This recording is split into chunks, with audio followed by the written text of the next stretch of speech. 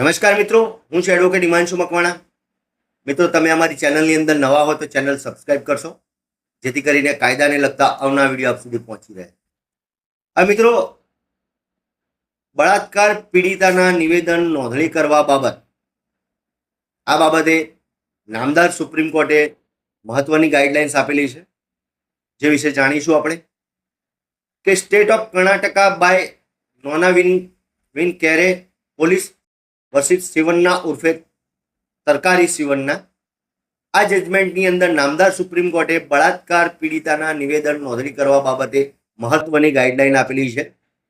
સર્વોચ્ચ અદાલત દ્વારા આપવામાં આવેલ માર્ગદર્શિકા એક બળાત્કારના ગુનાને લગતી માહિતીની પ્રાપ્તિ પર તપાસ કરનાર અધિકારીએ પીડિતાને CRPCની કલમ 164 હેઠળ નિવેદન નોંધવાના હેતુથી કોઈપણ મેટ્રોપોલિટન પ્રાધાન્યતામાં જ્યુડિશિયલ મેજિસ્ટ્રેટ પાસે લઈ જવાના માટે તાત્કાલિક પગલાં લેવા જોઈશે.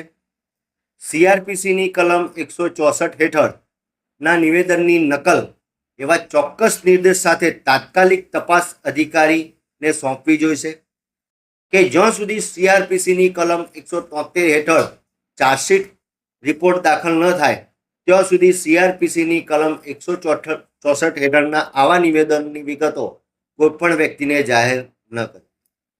ત્યારબાદ 2 નંબર, તપાસ કરનાર અધિકારી શક્ય હોય ત્યાં સુધી પીડિતાને નજીકના મહિલા મેટ્રોપોલિટન પ્રાધાન્યતામાં મહિલા જ્યુડિશિયલ મેજિસ્ટ્રેટ પાસે લઈ જવા જોઈશે. 3 નંબર, તપાસ કરનાર અધિકારીએ બળાત્કારનો ગુનો થયા અંગે જાણ્યું તે તારીખ અને સમય અને તે પીડિતાને મેટ્રોપોલિટન પ્રાધાન્યમાં મહિલા જ્યુડિશિયલ મેજિસ્ટ્રેટ પાસે લઈ ગયા તે તારીખ અને સમય ઉપર જણાવ્યા અનુસાર રીતે નોંધવો જોઈશે. 4, જો પીડિતાને મેજિસ્ટ્રેટ પાસે લઈ જવામાં 24 કલાકથી વધુ સમયનો વિલંબ થાય તો તપાસ કરનાર અધિકારીએ કેસ ડાયરીમાં તેના કારણો નોંધવા જોઈશે અને તેની નકલ મેજિસ્ટ્રેટને સોંપવી જોઈશે.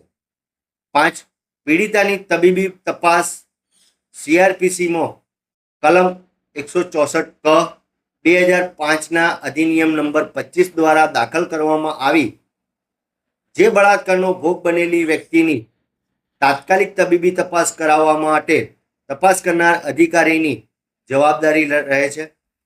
આવી તબીબી તપાસના અહેવાલની નકલ જે કલમ CRPCની 164 હેઠળ પીડિતાનું નિવેદન નોંધે તે મેજિસ્ટ્રેટે તાત્કાલિક સોંપવું જોઈશે.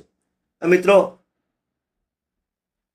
બળાત્કાર પીડિતાના નિવેદન નોંધણી કરવા બાબત નામદાર સુપ્રીમ કોર્ટે state of Karnataka by Nonavinakere police versus Shivanna ઉર્ફે તરકારી શિવન્ના જજમેન્ટની અંદર આ મહત્વની ગાઈડલાઇન્સ આપેલી છે. એટલે કે આ 5 મુદ્દા નામદાર સુપ્રીમ કોર્ટે પ્રસ્થાપિત કર્યા છે, જેના આધારે કોઈ બળાત્કાર પીડિતાના નિવેદન નોંધવાના, તેની મેડિકલ ચેકઅપ, ચકાસણી, આ બધું આ 5 મુદ્દાની અંદર સમાવેશ કરવામાં આવે છે કે એનું નિવેદન કઈ કલમ હેઠળ લેવું અને તેને કોની સમક્ષ લઈ જવા તે આ માર્ગદર્શિકાની અંદર નામદાર સુપ્રીમ કોર્ટે દર્શાવેલું છે.